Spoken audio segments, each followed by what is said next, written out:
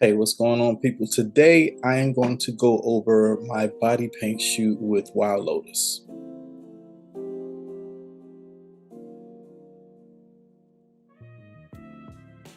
Okay. Welcome to another installment of the A Sharp Photo Journal. Should I say A Sharp Photo Journal or just A Sharp Photo Journal?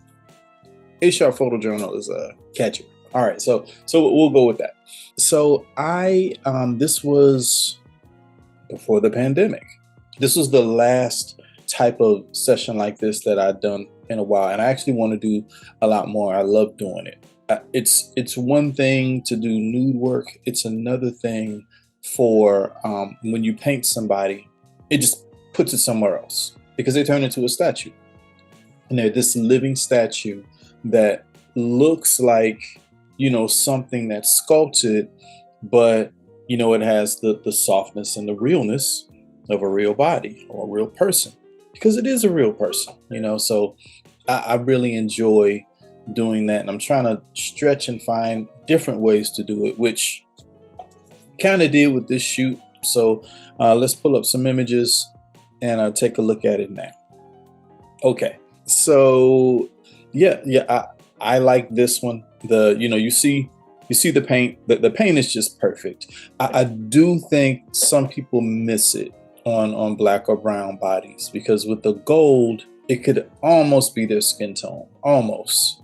It's obvious to me, but I think it's missable if you're not paying attention. But what I liked here was, like, I like the fact that her toes are pointed. I like her hand there. I wish I'd closed that pinky. So either she could have walked her fingers closer to the edge, or she could have pulled the pinky up off the edge and had it not closed all the way, but a little bit more closed, and that would have been nice. You see these little spots on her body. Something I was experimenting with, I was trying to do like shapes. And then the way I did it was I put little stars on her and then painted around it. But I think that's only workable if the stars are big enough, and then if it's sealed in a way that the paint doesn't get underneath the stars. It could have worked, because the goal was to, I'm pretty sure the goal was to paint and then take the stars off, and then you would see skin like you do there on her wrist. I wrapped the band around there. It doesn't do as much as I wanted it to do. So probably should have committed and, put a few more, and that would have made a difference, but overall, really like this image, and I love doing work like this. So hey, you need this in your portfolio. If you're a model, reach out to me. I'd be happy to do this with you. Also, I'll say about hair. I think I need to commit more to making sure that the hair is as gold as I want it, because, and especially, I think black hair kind of sucks it up and it doesn't get on there. And I got to find a better way to get that on there all the way so the whole person is gold. Yeah, but overall, I like this image. Backdrop, probably could have did something different with that. Got this curtain on the window. I mean, that ain't great.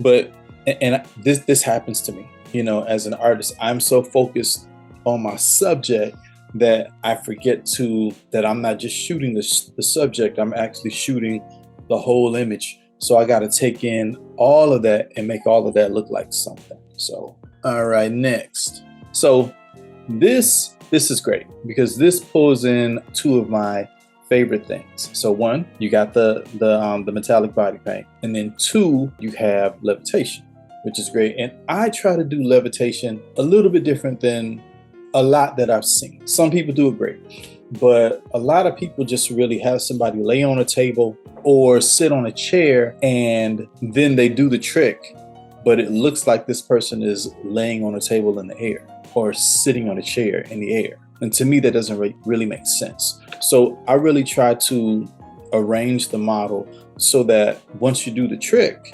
then it really, if you're not paying attention, it looks like something that's possible. Now this, to me, this isn't possible at all. I mean, she's on her fingertips, so that's obviously not a handstand. Or at least I don't think it's possible. But I think for some people who've seen this, it looks like something because of the way her body is. you don't see a removed support, so I really like this. And then now what I was saying about the last time about the background, this works a little bit better.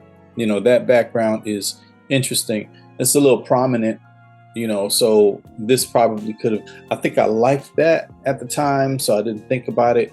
A closer crop, make this nice and square, would have been great. And then if she'd have been farther away from the background, so it blurred a little bit, that probably would have been better too. But I think overall this works, because of those two elements. I even like you can't even call it AI, because you see the shadow from the top of her head on the floor. You know what I mean? So this is one of my favorites. I like this, but I think I may redo some things and at least crop that closer, like I said. Yeah, I don't even like the electrical outlet in the background. I miss that. I normally get rid of stuff like that. But overall, I think it's a pretty cool image. So this, same area, same set. What was different was I didn't worry about the whole making Levitation look realistic. Like with this, she's just floating in the air, and I like this. As a matter of fact, I like this from the standpoint of an implied nude, because if you see, her arm would be covering her breast, so I don't have to worry about putting any blurring like I did on the last image or anything like that. Everything is covered. Instagram doesn't really like me right now, so this would probably be flagged, but this is not inappropriate in any way, because everything's covered that would be deemed inappropriate. Yeah. Oh, yeah. You see the other, I didn't realize the other band on her upper arm, and that might be interesting. Like I said, I probably should have committed more, like, maybe some on her legs and stuff probably would have been pretty cool. I think there is there one on her leg back there, maybe. But yeah, but overall, even just the floating in the air, kind of like that, interesting look. So yeah. Next, okay, this I love. So I saw the two kind of busts here, and I was like, oh, well, there we go. So we put her in the middle of them. So you got the two black ones, and then you have her in the middle, kind of giving that same feel. I think I wish her left arm would have been tucked behind her a little bit more, but overall, I like the really artsy feel of this. Don't want to blur it, so it's not something that I can put everywhere, but I think there's definitely a use or a place for this. I think this is an awesome image, and this is just fun. Normally when I do body paint stuff, I like to keep people's eyes closed, because it tends to take away from the illusion of it being a sculpture, when you see their eyes. But this works, because I think mostly because she's not looking at the camera. She's in the mirror, and that's a moment that she's having with herself. So that really works. And even the makeup brush, adds a little something, almost like she could have painted herself. It feels that way. And so that's cool. All right, so yeah, this will be short and sweet. Again, all of these a lot of these I'm doing, at least initially, are things that I've done in the past, so I don't have that fresh, in the moment kind of take on it. But yeah, just wanted to go through what I did. Here's a few things I'll say about that session in particular. So one, just liking body painting. I enjoy the painting, and I think it's another way for humans to connect on a different level. I mean, photography does that. The painting is a lot more intimate. And I think that the interesting thing is, if you spend an hour or two painting somebody, there isn't that hesitance or that kind of fear when you pick up a camera, because we've shared space in such a close way for a really long time, that when it's time to take pictures, there's no shyness and all that. So that's actually pretty cool. I don't call myself a body painter. It's just, I need to get this done so I can create the work that I want to create. So I'm happy to do it just so I can get what I need to get done. You know what I mean? So yeah. So that's I think that's one great aspect of it. Another thing I learned from this shoot, so the model, Wxld Lotus, and it's Wxld Lotus. Wxld is spelled Wxld. I hope she's still working, because she was good, and you know, I think she was starting, and then, you know, the pandemic happened, so I don't know. I hope she is, but this was an opportunity for me to learn to make sure that everybody's on the same page with everything. So normally, when a photographer does a TF or a trade for photos type session, what a lot of them will do is they will edit a certain amount of pictures, or give a certain amount of pictures, and then they use the rest as they choose, and then the model takes those pictures and use them, and no money's exchanged, and everybody's happy. Well, that was my understanding of a TF session. Wxld Lotus, that was not her understanding. Her understanding was, we are collaborators. We create something together. We decide what images are finished, and those are the images from the set that everyone uses. Now, that was not my understanding, but that wasn't a discussion that we had.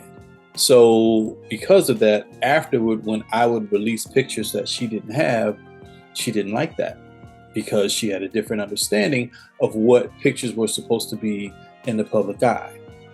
You know, so I don't fault her or think there's any problem, you know, with that.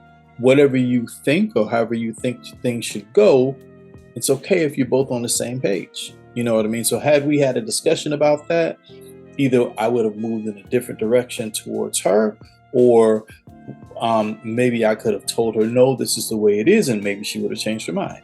Maybe not.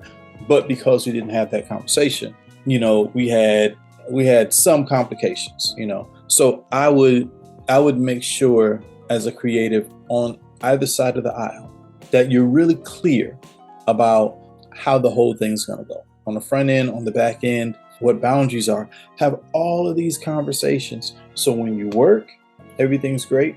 When you're done, everybody's happy. Yeah, I think that was probably one of my biggest lessons, you know, from that session. So yeah, reach out to me if you want to do something like this, because I definitely want to do more of it. And definitely, if you're a curvy or a plus size model, I want to create more work like this of you in that community, so it can be out there. So that's that. All right, y'all, take care. Eyes up, stay sharp.